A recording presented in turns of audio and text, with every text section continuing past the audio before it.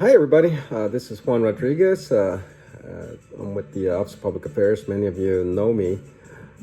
Today, at the request of the Hispanic Heritage Committee, I'm here to reread the history of music in the Hispanic culture. Music and dance usually go together, so we'll talk about both. Thank you to the Hispanic Heritage Committee for allowing me to do this year. And I apologize. The video may not be the best, and I always hate to just sit here and talk, but such are the times. And I hope that you enjoy, this presentation and that you take something from it. So let's get started. So the history of the Hispanic people basically began with, not basically, it began with Spain. But where did Spain begin? It was a mix of cultures. We're talking about mainly the African culture, the Germanic culture over in northern Spain. We said Africa, Arabic culture, Indian culture, and of course Jewish culture. At that time, when Spain was becoming a country, we had the Germanic tribes in the north, and then of course a blend of the Arabic and African and Indian cultures in the south. Spain was basically the border town between religions, Christianity and Muslim religions. And in that border town, like any border town, it was just bustling with culture and different communities. The food was being transformed. It was kind of a little bit of everything, and so was the music. Flamenco was one of the oldest music genres in Spain, and if you were to ever hear a flamenco song, you will see the Arabic influence in it. There's the way that it's sung, the guitar, the instruments. It is almost the same. The gypsies adapted it, and it stayed with Spain to this day. Flamenco is still very popular there. So once Spain, became its country, and the culture again was beginning to settle in, they decided to venture out into the Americas, and Columbus, and other conquistadors conquered South, Central, and Northern America, as well as the islands in the Caribbean. And of course, they brought slaves from Africa, and they enslaved and basically almost abolished a lot of the cultures from the Native Americans in the Americas. You got the Incas in the south, Mayans in Mesoamerica, and Aztecs in North America, which is now Mexico, and southwestern U.S. Once they came to the Americas, of course, a whole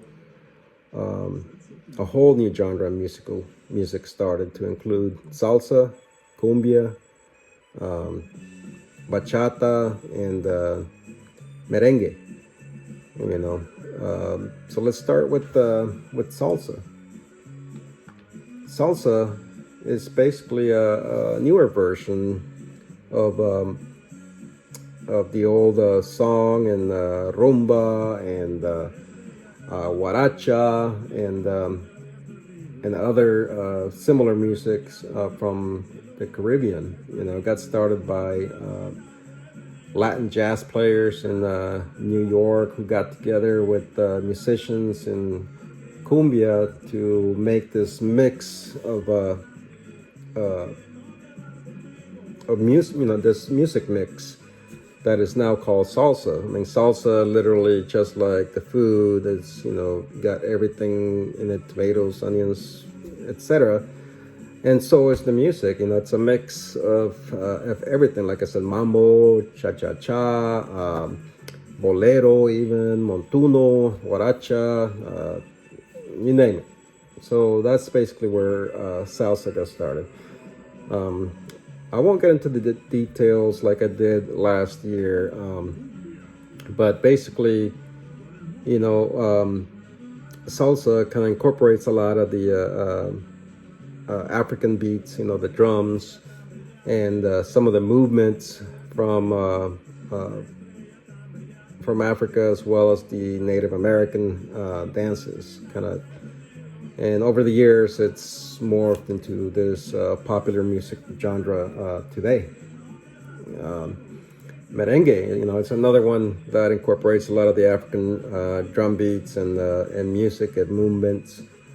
Some of the history, some of the stories, I should say, that people tell on how it originated include, from the days when slaves were chained together and they were made to cut sugar to the beat of the drums.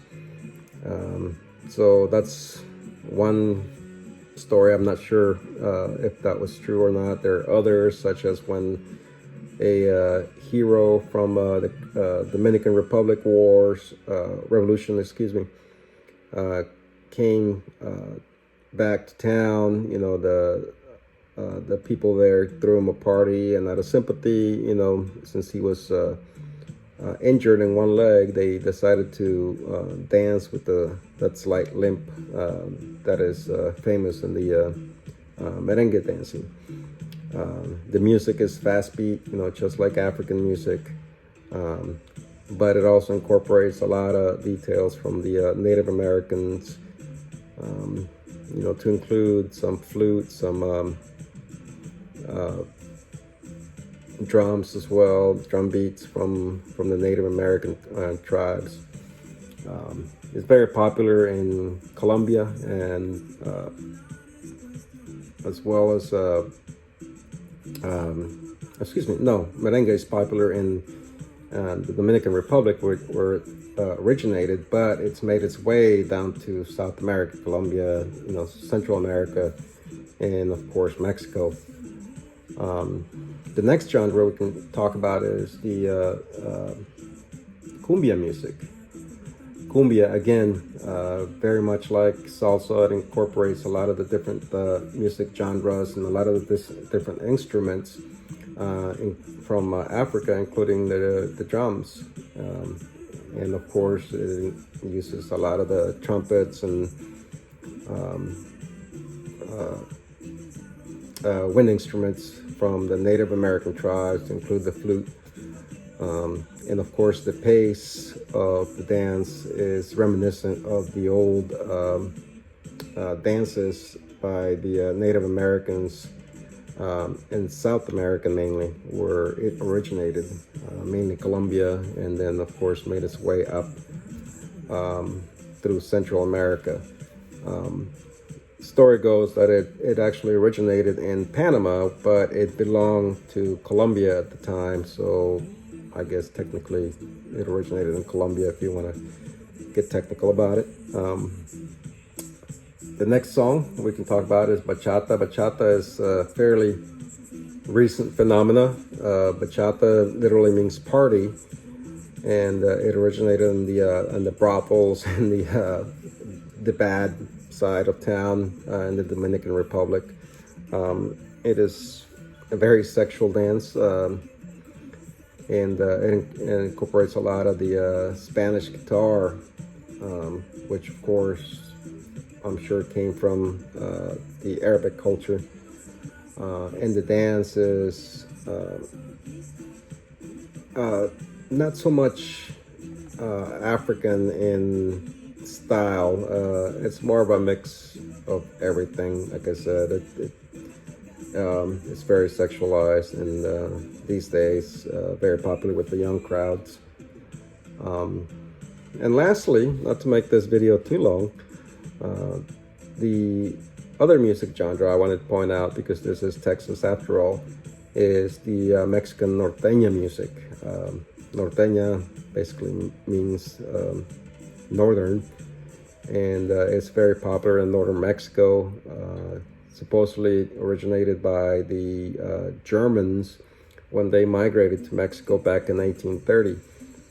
Roughly 30,000 Germans migrated and brought with them that culture, to include the German waltz and the polka, basically. And that beat, if you were to ever listen to Mexican norteña music and the polka, you'll see the similarities between the two. And of course, that also influenced the American northern music, country music of today. So that's basically, in a nutshell, that is the short version of everything that I covered last year. Again, for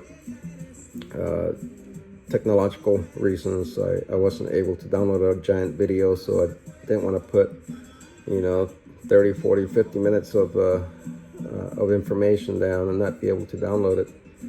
If you have questions, please let me know. I mean, I love to hear from you. Tell me what you think. I want to thank the Hispanic Heritage Committee for allowing me to do this. If you have anything for me that I said wrong, please let me know. I'll be glad to discuss that with you. All right, everybody, stay safe, and I look forward to seeing you in person one of these days, hopefully soon. Bye.